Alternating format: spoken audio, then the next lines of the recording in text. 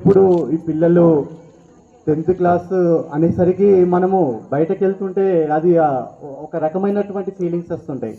అరే మేము ఇన్ని సంవత్సరాల నుంచి ఇక్కడ అంటే శ్రీ గాయత్రి స్కూలు 2012లో మన నారాయణఖేడ్లో స్థాపించబడింది. 2012లో మన శ్రీ గాయత్రి స్కూల్ అనేది మన నారాయణఖేడ్లో పెట్టినప్పటి నుంచి కూడా దాని తర్వాత అడుగడుగున ముందుకెళ్తూ 2016 2017లో మా సార్ వాళ్ళ చేతులు వచ్చిన తర్వాత దాని విజయాలు సాధించుకుంటూ నేను లాస్ట్ సంవత్సరం వచ్చిన. ఎందుకంటే ఇక్కడ ఉన్నటువంటి నారాయణఖేడ్లో ఉన్నటువంటి ప్రైవేట్ స్కూళ్ళల్లో మనకు వచ్చినటువంటి 10/10 ఏ స్కూల్ సాధించలేదంటే అంత ఈజీ కాదు, అంత ఆషామాషి కూడా కాదు.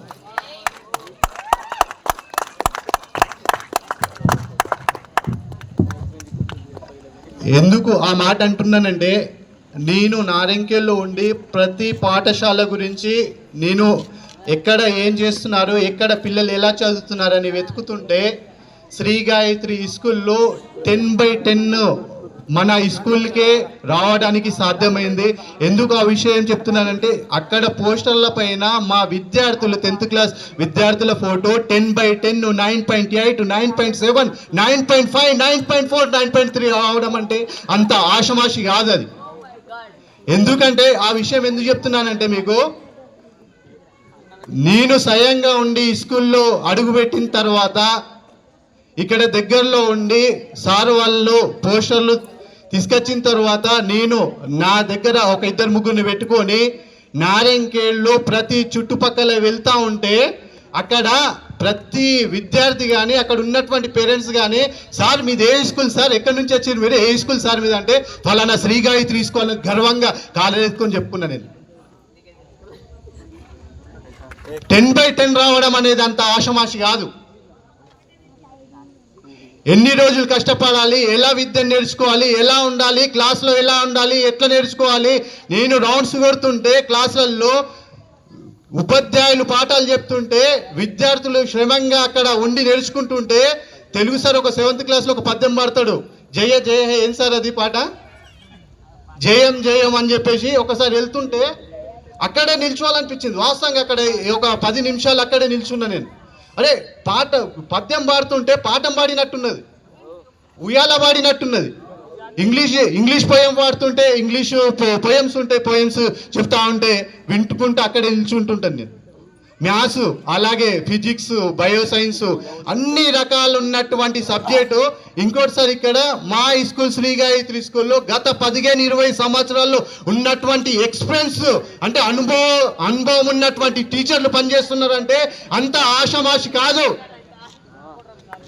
గత 20 సంవత్సరాల అనుభవం ఉన్నటువంటి తెలుగు పండిత్ కానీ, అక్కడ ఇంగ్లీష్ కానీ, మ్యాథమెటిక్స్ కానీ, సోషల్ కానీ, బయో సైన్స్ కానీ, ఫిజికల్ సైన్స్ కానీ ఉన్నటువంటి అనుభవం ఉన్నటువంటి టీచర్లతోనే ఉపాధ్యాయులు పాఠాలు చెప్తుంటేనే ఆ విద్యార్థులు పాఠాలు నేర్చుకొని రేపటికి దేశం కోసము రాష్ట్రం కోసము పనిచేస్తారనే ఉద్దేశంతో అంత గట్టిగా పాఠాలు చెప్పి వాళ్ళు నేర్చుకోవాలనే ఉద్దేశము ఉపాధ్యాయులకు ఉంటుంది.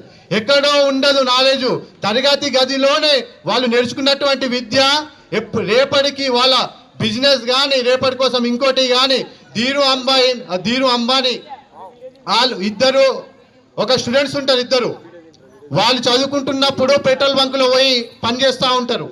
పెట్రోల్ బంకులో పనిచేస్తూ ఉంటే ఆ పెట్రోల్ బంకులో నుంచి చాయ్ తాగడానికి వెళ్తారు. ఇద్దరు వాస్తవంగా మిడిల్ క్లాస్ వాళ్ళు, ఇద్దరు కూడా పేదరికం ఉన్నటువంటి వాళ్ళు ఇద్దరు చాయ్ తాగడానికి పెట్రోల్ బంక్ నుంచి డ్యూటీ అయిపోయిన తర్వాత వాళ్ళు వెళ్తూ ఉంటే ఒకడేమో నార్మల్గా టీ అమ్మే వాళ్ళ దగ్గర పోయి టీ తాగుతుంటే ధీరుని అమ్మాయి పోయి హయ్యర్ క్లాస్లో ఉన్నటువంటి రెస్టారెంట్లో పోయి టీ తాగేవాడు. అరే మనం ఇద్దరము మిడిల్ క్లాస్ వాళ్ళం కదా, మన నాన్న వాళ్ళు అగ్రికల్చరు ఫార్మర్ కదా, మరి నువ్వెందుకు మనం సంపాదించినటువంటి ఒక 500 కూలి 300 కూలి అప్పుడు ఉండేది, ఆ కూలితో పోయి ఒక 3 రూపాయల ఛాయ్ తాగేవాళ్ళు. అరే మనం ఇద్దరం సంపాదించింది అంతే కదా, నువ్వు అదే సంపాదిస్తున్నావు, నేను అదే సంపాదిస్తున్నా, మరి నువ్వు ఎందుకు రెస్టారెంట్కి వెళ్ళి నువ్వు ఎందుకు ఛాయ్ తాగుతున్నావు, నేను అక్కడ పోయి నేనెందుకు తాగుతున్నా అని చెప్పేసి అంటే ధీరునంబాని ఒకటే అంటాడు. ఏమంటాడంటే, అరే అక్కడ పోయి ఛాయ్ తాగుతుంటే ఒక్కని గురించి ఒకడు మాట్లాడుకుంటారు రా వాళ్ళు, అందుకే నేను అక్కడికి నేను వచ్చి ఛాయ్ తాగదలుచుకోవట్లేదు, అందుకే నేను రెస్టారెంట్లో పోయి తాగుతా అని చెప్పేసి అన్నాడు. అరే రెస్టారెంట్లో అంత పీరం ఉన్నటువంటి ఛాయ్ నువ్వెందుకు తాగుతావు భయ్ అని చెప్పేసి అడిగితే, అరే ఇక్కడ వాళ్ళ గురించి వీళ్ళ గురించి ఒకళ్ళపై ఒకళ్ళ వాళ్ళు మాట్లాడుకుంటారు, కానీ అక్కడ పోతే పెద్ద పెద్ద బిజినెస్ మ్యాన్లు ఉంటారు రా, వాళ్ళ గురించి వాళ్ళ ఆలోచనలు కనుక ఒకవేళ నేను తీసుకుంటే కనుక రేపటికి నేను దేశంలో ప్రపంచంలో నేను పేరుగాంచినటువంటి వ్యక్తిని అవుతా అని చెప్పేసి అన్నాడు. ఈరోజు అదే రకంగా ఈరోజు వాళ్ళ ముఖేష్ అంబానీ, అనిల్ అంబానీ వాళ్ళ కొడుకులు ఈరోజు మనం ఫోన్లో ఉన్నటువంటి సిమ్ వాడుతున్నామంటే వాళ్ళ బిజినెస్ ఉన్నటువంటి ఆలోచనలు కూడా ఒక రకంగా ఉంటాయి.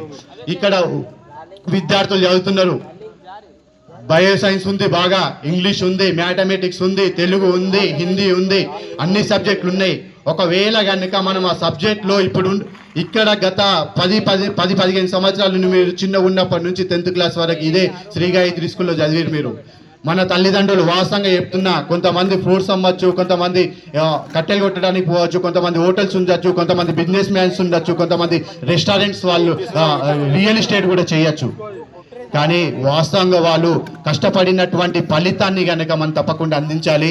వాళ్ళు ఎలా కష్టపడుతున్నారు, మనం ఇక్కడ ఈ స్కూల్కి వస్తున్నామంటే డాడీ నా దగ్గర యూనిఫామ్ లేదు డాడీ, అందరు యూనిఫామ్ వేసుకొని వస్తున్నారు డాడీ, నాకు యూనిఫామ్ కావాలంటే బేటా నాకు ఉన్నటువంటి 500 కూలీ, నేను వెళ్తున్న కూలీ పైన 500 వస్తున్నాయి, వాస్తవంగా ఒక 200 రూపాయలు నీకోసం దాస్తున్నారా బిడ్డ, ఒక 2 రోజులు ఆగు, ఒక 3 రోజులు ఆగు, వీడు రోజు అడుగుతూనే ఉంటాడు ఇక్కడ. ఎందుకంటే సార్ వాళ్ళు యూనిఫామ్ వేసుకోవాలి బేటా, యూనిఫామ్ వేసుకోవాలి, తప్పకుండా వేసుకొని రావాలి స్కూల్కి, ప్రైవేట్ స్కూల్